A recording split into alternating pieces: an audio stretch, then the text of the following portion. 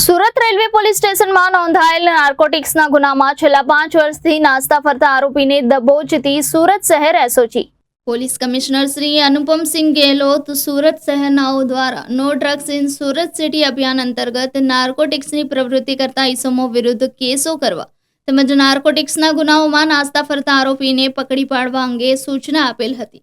તે અનુસાર કામગીરી કરવામાં આવેલ છે. એસઓજી પોલીસ ઇન્સ્પેક્ટરનાઓને સુરત શહેર તથા આસપાસના જિલ્લાઓના પોલીસ સ્ટેશનોમાં નોંધાયેલ નાર્કોટિક્સના ગુનાના વોન્ટેડ આરોપીને ઝડપી પાડવા એસઓજી ટીમના માણસોને સૂચના આપવામાં આવેલ હતી. જે સૂચના અન્વયે સુરત શહેર એસઓજીના માણસો પેટ્રોલિંગમાં હતા. તે દરમિયાન મળેલ બાતમીના આધારે H1 કોસાડ આવાસ અમરોલીના ગેટ પાસેથી આરોપી મનોજ ઉર્ફે બાયા વિનાયક મહાણાને દબોચી લીધો હતો. મજકૂર આરોપીની પૂછપરછ કરતા આરોપીએ જણાવેલ કે પોતે ઓડિશા ખાતેથી ગાંજાનો જથ્થો મંગાવી સુરત ખાતે વેચાણ કરતો હતો.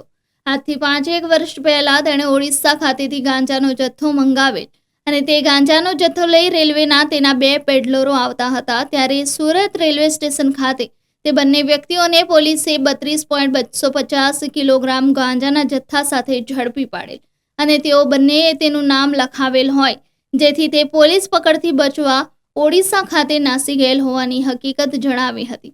જેથી મજકૂર આરોપીની વિરુદ્ધમાં કાયદેસરની કાર્યવાહી કરી આગળની તપાસ અર્થે સુરત રેલવે પોલીસને સોંપવામાં આવી છે.